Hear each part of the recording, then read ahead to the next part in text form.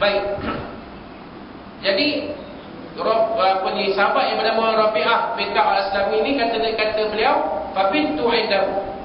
Aku bermalam bersama dengan Nabi SAW ketika Nabi beriktikaf di masjid. Ada ketikanya Nabi SAW akan beriktikaf di masjid. Bukan Nabi SAW di sepanjang masa bermalam di rumah isteri baginda kan.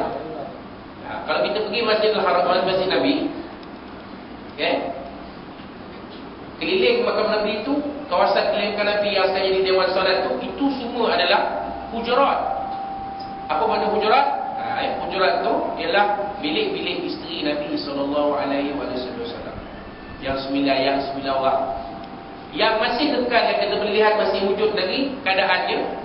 Kita tahu yang itu rumah Nabi SAW ialah rumah Sayyidatuna Aisyah radhiyallahu anha, dan di situlah disemandikan Nabi SAW, Sayyidina Abu Bakar As-Siddiq dan Sayyidina Umar bin Khattab radhiyallahu anhu.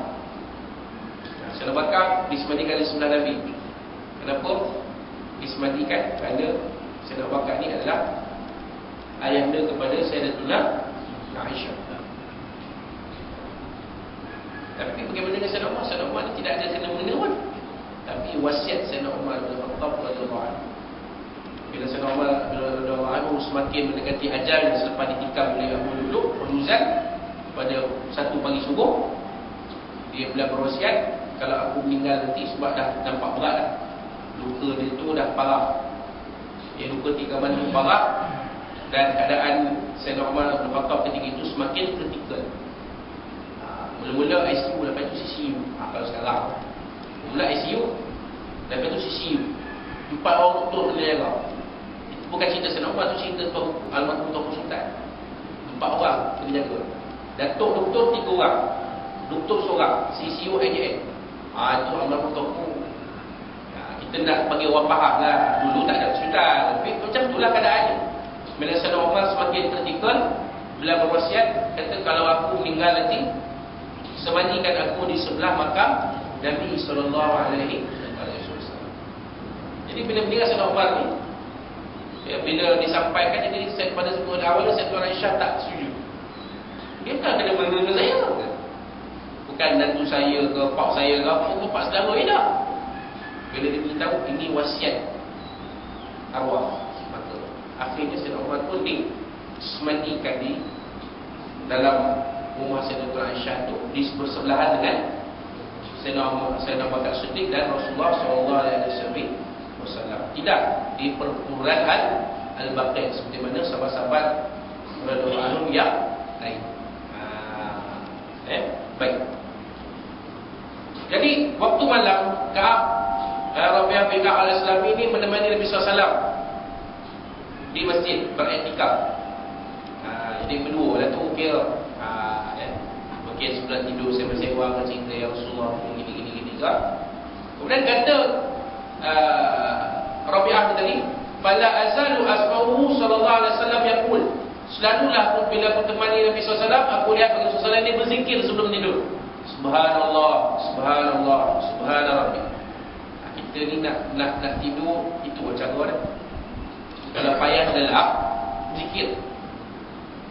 Kalau ikut hadis ni, berzikirlah subhanallah, subhanallah, subhana rabbi, subhanallah, subhanallah, subhana rabbi, subhanallah, subhanallah, sampailah mati terlelap. Kalau rasa-rasa perlu, intilah tasbih tu sebelah. Biar tak apa, tasbih tu pun duduk landing sekali. Janganlah ambil tasbih yang tekan-tekan tu, itu lagi tak tidur jadi orang sebelah pula. Apalah bang, nak zikir pun pakai benda mimi ke. Jadi pakai tasbih yang panjang, tak bunyi sampai tidur. Orang sebelah pun lender, mudahnya lender. Kita dengar sebuah tasbih, tiba dengar bunyi gong. Tidur betul, alhamdulillah. Jadi kata Rabi'ah tadi, begitulah keadaan Nabi SAW, tatkala hampir nak tidur,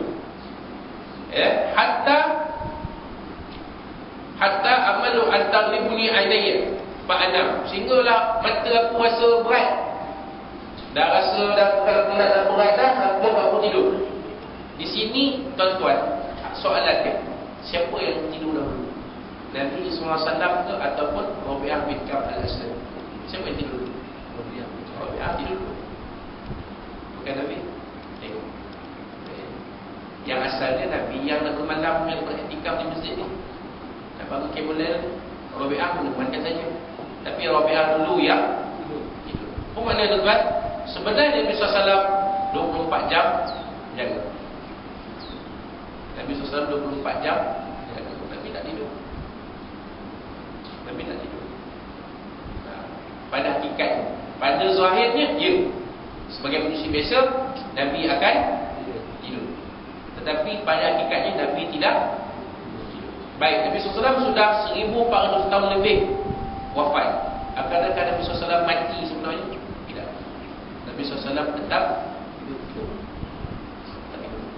Itu bila kita ziarah makam Nabi, kita beri salam pada Nabi, jawab salam kita. Cuma kita tak dengar. Kalau kita dengar, habis pakai lari habis semua orang.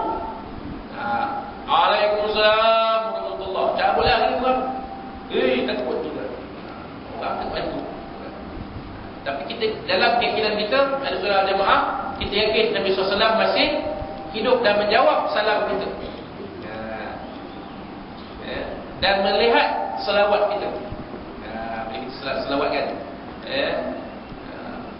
Allahumma salli ala Muhammad ya Rabbi salli alaihi wasallim. Nabi SAW melihat kita berselawat ke hadrat. Nabi bukan mati. Secara fisikalnya Nabi memang telah mati, telah wafat secara fisikal.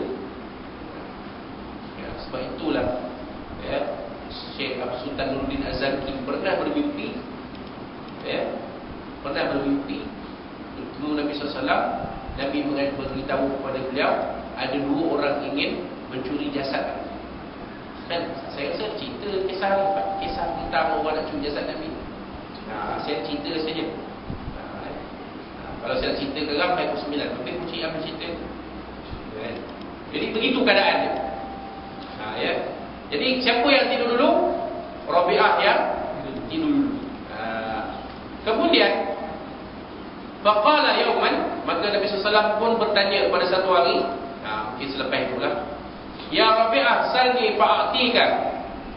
Ya wahai Rabi'ah, mintalah kepada aku, niscaya aku akan berikan kepadamu. Faqultu anzirni hatta anzur. Kata Rabi'ah ni, ya Rasulullah, berilah aku sedikit masa. Itu maksud dia, berilah aku sedikit masa. Bukan dan boleh minta. Pasal dia pun tak minta apa-apa, tapi bila Nabi tanya, ya Rabi'ah, minta lah apa-apa, aku akan beri kepada kamu. Jadi kata Rabi'ah, beri aku sikit masa ya Rasulullah, nak fikir. Wa tazakkatu anna dunya faniyatun munqati'ah. Ketika itu aku ingat dunia ini faniyah. Maknanya dunia ini tidak kekal.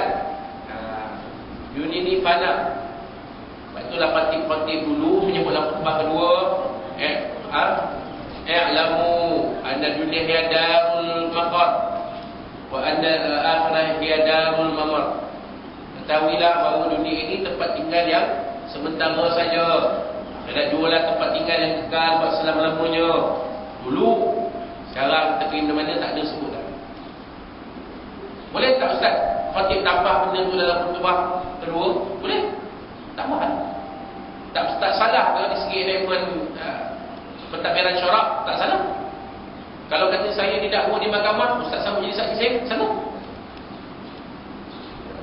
Mempertahankan saya, tindakan saya menambah kata-kata tersebut dalam khutbah dulu, ya, saya sambut. Saya kata bersalah. Memperingatkan orang. Khutbah itu adalah tazkirah, memperingatkan orang. Apa salahnya kalau khatib memperingatkan sidang Jumaat? Dunia ni sementara je. Berapa lama kita duduk dunia? Berapa lama? Tengok Tuan Mir Fahim, arwah Tuan Mir Fahim, 40 tahun je. Allah Yarham Ustaz Asrul Bani, 40 tahun je. Tasif Ramli, 44 tahun je. Ustaz Azmi Ismail, tak tahu ni. Tapi dah 40 lah, 41. Tak tahu berapa lama. Sekarang tak kira. Allah Ta'ala nak ambil seseorang, Allah Ta'ala boleh ambil bila-bila. kata kira masuk 60-70 bawah tak labit tak? Jadi pemperingatkan kepada orang, dunia ni tak kekal. Tapi kita perlu dunia ini, kerana dunia inilah jambatan kita